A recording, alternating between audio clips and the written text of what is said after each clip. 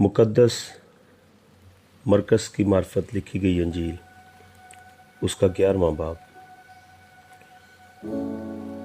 जब वो यरूशलेम के नज़दीक जैतून के पहाड़ पर बैतफगे और बैतनिया के पास आए तो उसने अपने शागिर्दों में से 2 को भेजा और उनसे कहा कि अपने सामने के गांव में जाओ और उसमें दाखिल होते ही ये गधी का बच्चा बंधा हुआ तुम्हें मिलेगा, जिस पर कोई आदमी अब तक सवार नहीं हुआ, उसे खोल लाओ।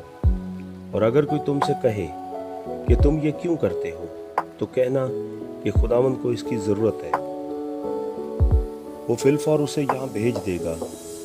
बस वो गए और बच्चे को दरवाज़ा के नज़दीक बाहर चौक में बंधा हुआ पाया और उसे खोलने लगे। मगर जो लोग वहाँ खड़े थे उनमें से बाज ने उनसे कहा, ये क्या करते हो कि गधी का बच्चा खोलते हो? उन्होंने जैसा यीशु ने कहा था वैसा ही उनसे कह दिया और उन्होंने उनको जाने दिया। बस वो गधी के बच्चे को यीशु के पास लाए और अपने कपड़े उस पर डाल दिए और वो उस पर सवार हो गया। और बहुत लोगों ने अपने कपड़े राह में बिछा दिए और उन्हें खेतों में से डालियां काट कर फैला दी। और जो उसके आगे आगे जाते और पीछे पीछे चले आते थे, पुकार पुकार कर कहते जाते थे, होशना, मुबारक है वो जो खुदावंद के नाम से आता है, मुबारक है हमारे बाप दाऊद की बादशाही जो आ रही है, आलम वाला पर होशना। और वो यरूशलेम में दाखिल होकर हैकल में आया और चारों तरफ सब चीज़ें मुलाहिजा करके उन 12 के साथ बैतनिया को गया, क्योंकि शाम हो गई थी। दूसरे दिन जब वो बैतनिया से निकले तो उसे भूख लगी और वो दूर से अंजीर का एक दरख्त जिसमें पत्ते थे देख कर गया कि शायद उसमें कुछ पाए।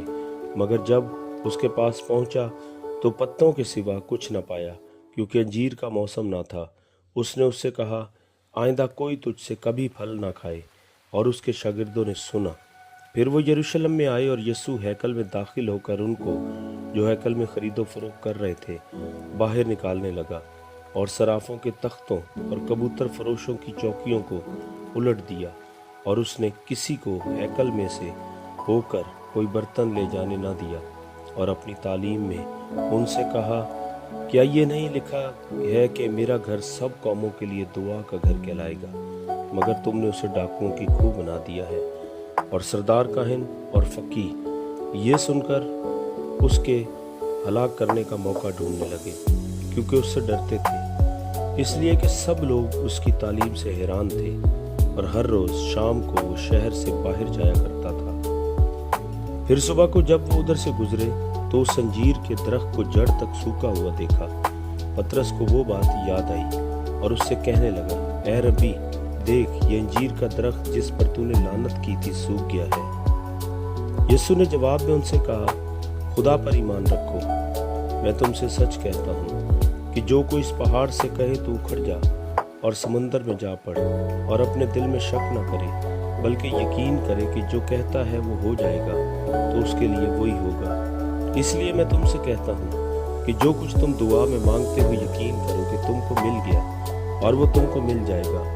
और जब कभी तुम खड़े हुए दुआ करते हो, अगर तुम्हें किसी से कुछ शिकायत हो तो उसे माफ़ करो, ताकि तुम्हारा बाप भी जो आसमान पर है तुम्हारे गुनाह माफ़ करे। और अगर तुम माफ़ ना करोगे तो तुम्हारा बाप जो आसमान पर है तुम्हारे गुनाह भी माफ़ न करेगा।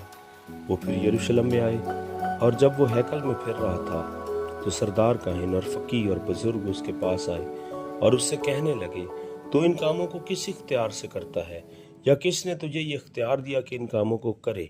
यीशु ने उनसे कहा, मैं तुमसे एक बात पूछता हूँ, तुम जवाब दो, तो मैं तुमको बताऊंगा कि इन कामों को किस इख्तियार से करता हूँ। यूहन्ना का बपतिस्मा आसमान की तरफ से था या इंसान की तरफ से? मुझे जवाब दो। वो आपस में कहने लगे कि अगर हम कहें आसमान की तरफ से तो वो कहेगा, फिर तुमने क्यों उसका यकीन न किया? और अगर कहीं इंसान की तरफ से तो लोगों का डर था, इसलिए कि सब लोग वाकई यूहन्ना को नबी जानते थे।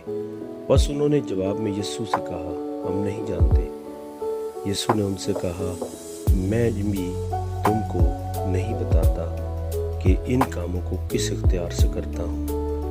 आमीन।